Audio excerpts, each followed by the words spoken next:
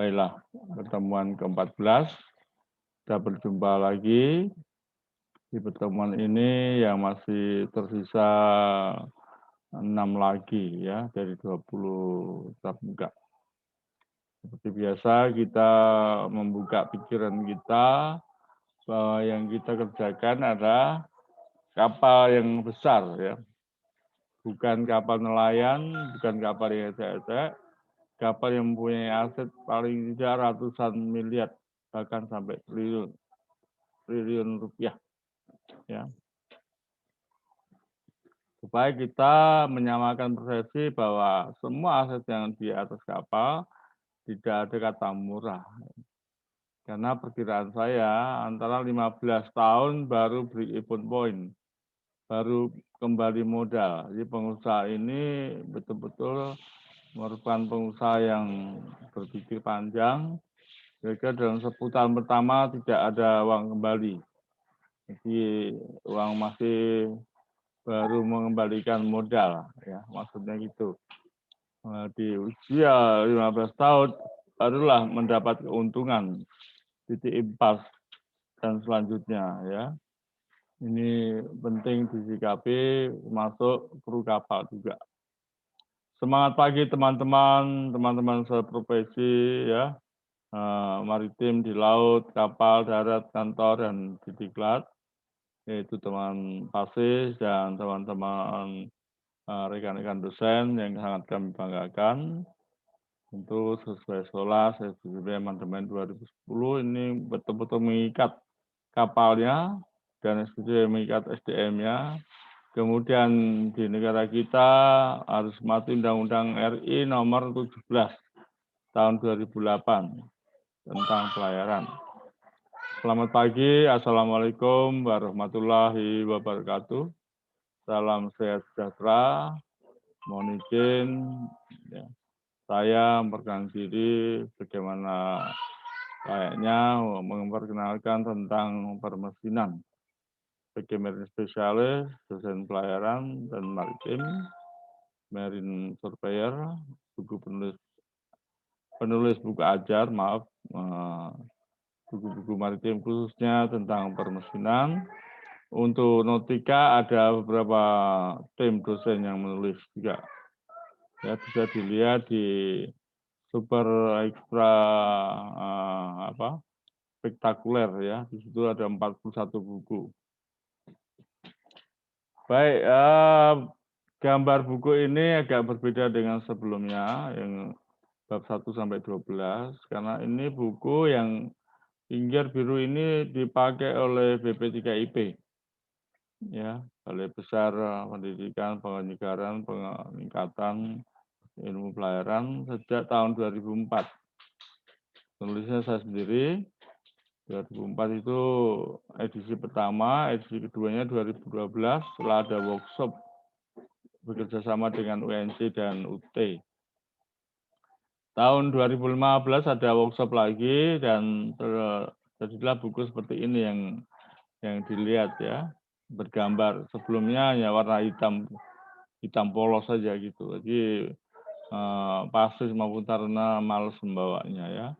Buku ini lebih besar 2 kali lipat daripada yang buku yang sebelumnya ya, yang bab 1 sampai bab 12 untuk umum. Isi dari modul ini 14 itu ledakan dalam ruang engkol bisa terjadi, pengamanan ruang engkol ya, pengamanan minyak pelumas, metal duduk, metal jalan. Nanti berbeda sedikit kalau untuk buku perawatan perbaikan kita akan lebih detail tentang sudut perawatan. Jadi kalau ini kita mengenal bendanya, komponennya, fungsinya, prinsip kerjanya. Jadi beda ya. Kalau perawatan kita harus mempunyai dasar dulu. Ini alma mater kami dan menjadi kebanggaan Ibu Pertiwi ya, Ibu yang membesarkan kita secara profesional. Pengaruh panas yang berlebihan pada ruang engkol bisa menyebabkan ledakan. Karena sudah ada panas, walaupun itu di dalam ada minyak lumas, tapi juga bisa terbakar. Begitu kena O2 masuk ke dalam ruang O2 atau udara segar. Nah, pada titik tertentu bisa terjadi ledakan atau kebakaran yang sesaat. Ring torak macet ini juga bisa menjadi sumber-sumber ledakan. Nah, penelitian juga membuktikan bahwa konsentrasi kabut minyak minimum yang dibutuhkan untuk menimbulkan ledakan paling kurang harus 50 mg per liter. Ruangan engkol, kater, perlu diketahui bahwa kebakaran dapat terjadi apabila material tersebut sudah menjadi gas yang mudah terbakar. Jadi pada waktu buka deksel atau crankcase door, begitu mesin berhenti, finish engine atau mesin apa aja ya, generator maupun engine, tidak boleh langsung dibuka. Biarkanlah paling sedikit 10 menit, baru Anda boleh buka. Sebab uap panas yang di ruang engkol itu berbahaya. Kondisi panas, sudah bentuk gas, kemudian bercampur dengan udara ya. Ini lolosnya gas pembakaran dengan suhu yang sangat tinggi, apalagi kalau terjadi kebocoran kompresi, ya, itu sangat berbahaya. Ya. Jumlah beban gesekan pada bantalan poros engkol ya, terhadap main bearing dan crankpin bearing ini juga menimbulkan panas yang terus-menerus karena poros mendapat beban yang besar ya. Harus jaga dengan sistem pelumasan yang prima. Ini idealnya sistem pelumasan juga diperhitungkan tekanannya atau suhunya dan jumlahnya dari septic tank dari sump tank ya. Kelelahan material kecil yang kadang terabaikan yaitu baut dan ring split pan dan ring washer yang terkait dengan baut-baut di kontrol dalam tak duduk sangat penting diperhatikan ya. Terlebih campurnya minyak pelumas dengan kebocoran air pendingin atau bahan bakar minyak dari kamsap, dari bosom-bosom yang sudah lama nggak pernah ganti atau yang lolos tekanannya itu sangat berbahaya sekali. Ya, perawatan dan pengukuran porsengkol yang tidak dilakukan oleh kebanyakan masinis ini bisa terjadi juga ya. Ini mesin diesel 20.200 horsepower. Tingginya berarti 4 kali saya lah tingginya. Karena ini masih di ruang samping inner. Ke bawah lagi satu lantai adalah baru ruang engkol. Ruang yang kita masuk untuk membersihkan crankcase itu ada di bawah satu lantai. Tingginya 2,5 meter. Terus bagian atas ini baru dapat silinder ya. Jadi ini cukup tinggi nih. Berarti sekitar 4 kali tubuh saya. Ya sekitar 10 meter ya. Atau kalau dihitung dari bawah, dari dasar crankcase itu ya mungkin antara 10 meter ya. Cukup tinggi. Ini mesin buatan tahun 75, 90.000 ton. Kondisi mesin masih sangat bagus ya. Saya katakan sangat bagus, masih 80%. Tapi kondisi plat, lambung, dan dek semuanya sudah keropos. Itu yang membuat kapal ya tidak diberikan rekomendasi lagi oleh kelas harus layup di usia 35 tahun. Kondisi mesin masih 80%, tapi bodinya sudah 60% ya. Ini harus seimbang. Katup keamanan, ini di crankcase door ada katup keamanan tadi. Kalau nggak bekerja karena lengket, tetap diinstruksikan warning 10 menit setelah stop baru boleh buka. Tuh ya. pipa ventilasi. Ada juga pipa yang dari lubang dari kapter dihubungkan sampai keluar sana. Jadi kalau ada dekompresi ketahuan di terobong atas.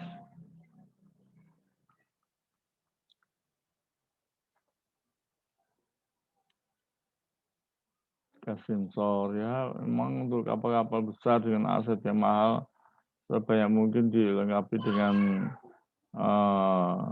safety device ya, alat-alat pengaman, baik gas sensor dan diprotek semua, sistem suhu, tekanan, dan itu banyak sekali. Makanya di buku sistem kontrol kita akan menjelaskan bagaimana sistem kontrol untuk mesin induk, untuk boiler, untuk generator, untuk pompa-pompa. Nanti mudah-mudahan di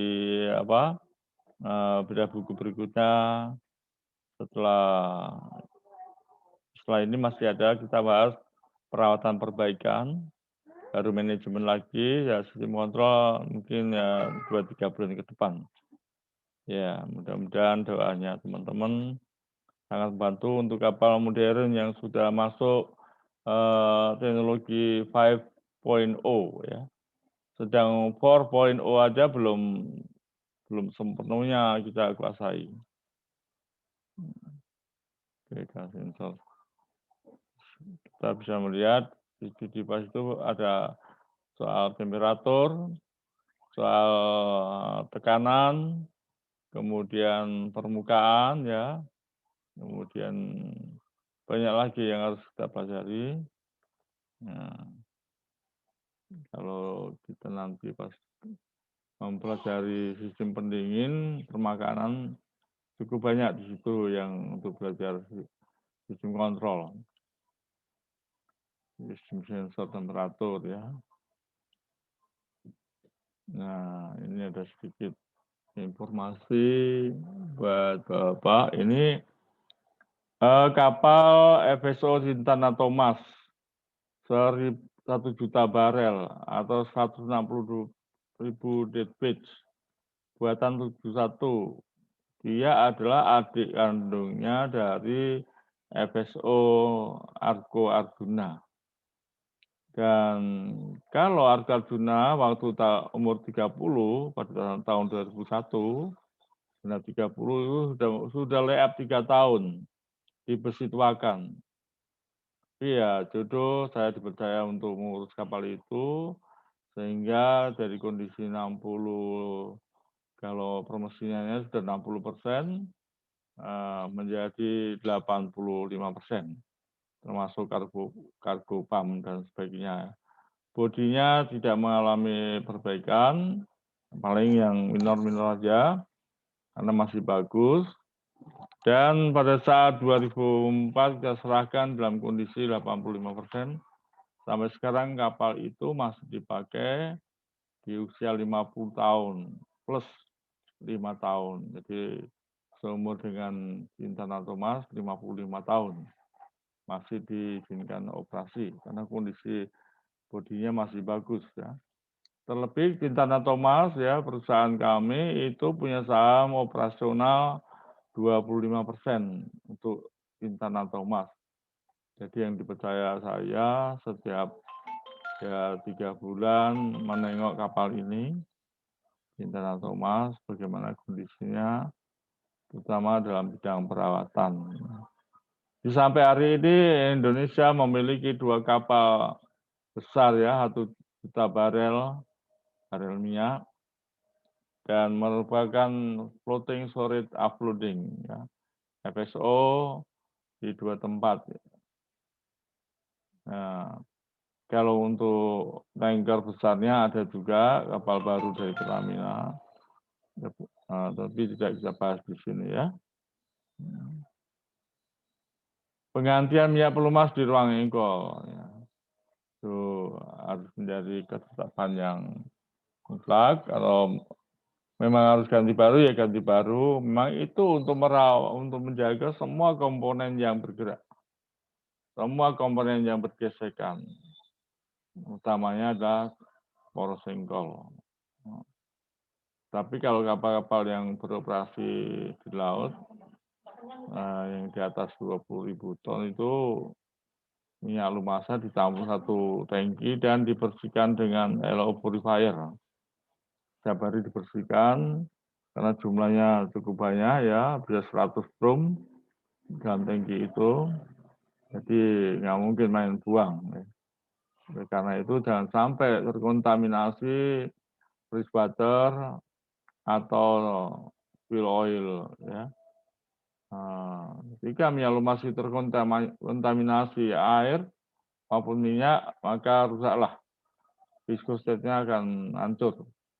Kalau kena air tawar bisa mengempal dan membuat rapuhnya metal. Tapi kalau tercampur dengan bahan bakar, maka minyak lumasnya viskositasnya akan turun, bahkan encer, bahkan bisa langsung membakar metal-metal dalam. Ini pemeriksaan split atau ikatan mur baut pada metal jalan, rem piring dan metal duduk, rem piring. Ini sangat diperhatikan. Harus diperiksa setiap saat, jangan biarkan mur baut ikatannya kendor. Dapat berakibat fatal. Ini yang fatal-fatal ini ya, gara-gara ikatan baut yang tidak tepat. Oleh karena itu setiap kapal harus ya, bukan wajib, harus memiliki kunci momen. Ini nggak saya tulis ya. Kunci momen atau kunci torsi. Sehingga setiap ikatan baut sesuai manual infrastruktur berapa kilogram ya ditetapkan. Biarpun orang gemuk atau kurus mengikat baut tepat ya. Tidak terlalu kuat, tidak terlalu kendor. Sebab hal ini yang bisa mengakibatkan fatal ya. Pengertian fatal di sini berarti kerusakan pada berat pada poros sengkol yang kita miliki.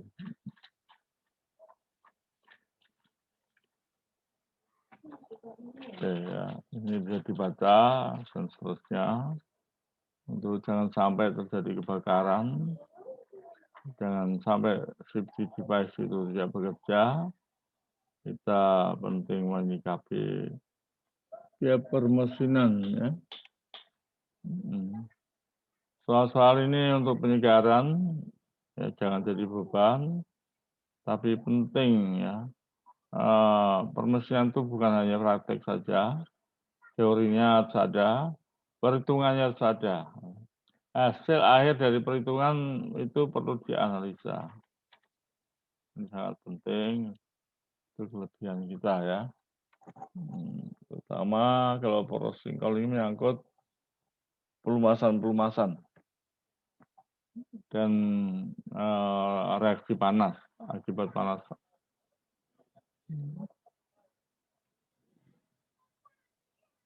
Teman-teman semua kita bangga ya. Saya informasikan mesin induk ini 6 silinder ya 14.000 horsepower mampu menjalankan kapal Ocean Venture 65.000 ton. Nah, yang perlu dicatat bahwa untuk penerimaan SDM-nya pun juga sangat selektif. Ada batasan umur 55 tahun, ya ada batasan kalau kesehatan terganggu. Tapi saya bicara tentang mesin induk ini, mestinya semua mesin induk di seluruh dunia, jam kerjanya itu masih sedikit. Jadi boleh dikatakan masih bagus.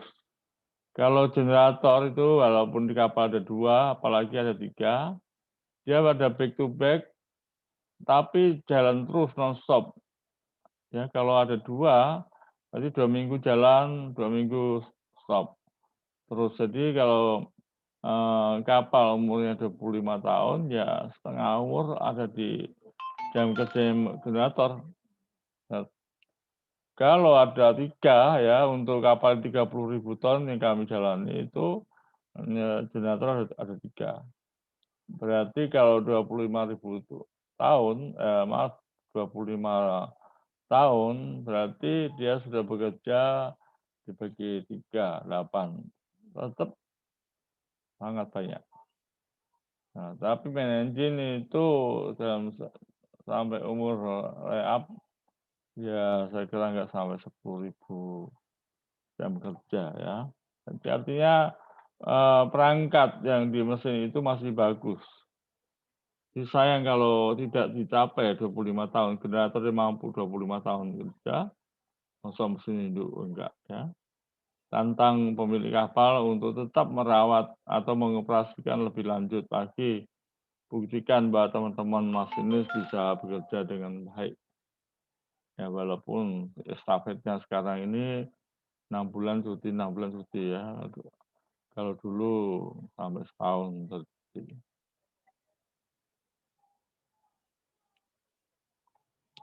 Ini salah satu, pompa ya di usia 20 tahun plus sampai 40 tahun masih bagus kondisi ini. Biarlah, mesin-mesin kita ini pasien-pasien yang tahu diri dalam kondisi baik. Ini salah satu pompa air tawar atau apa ini. Baiklah, modul 14 sudah selesai ya. Yang bagi yang baru berkenan mengulang modul 14 untuk masuk ke modul 15, silakan. Bisa dengan santai di kapal masing-masing, sambil tiduran, sambil santai di setel ya. Jangan lupa mohon dukungan untuk subscribe dan like, dan di-share untuk teman-teman yang jauh atau yang belum mendapatkan informasi untuk bersama-sama menikmati pelajaran modul 14. Salam sehat, semangat, sukses untuk Anda. Wassalamualaikum warahmatullahi wabarakatuh. Terima kasih. Sampai berjumpa lagi.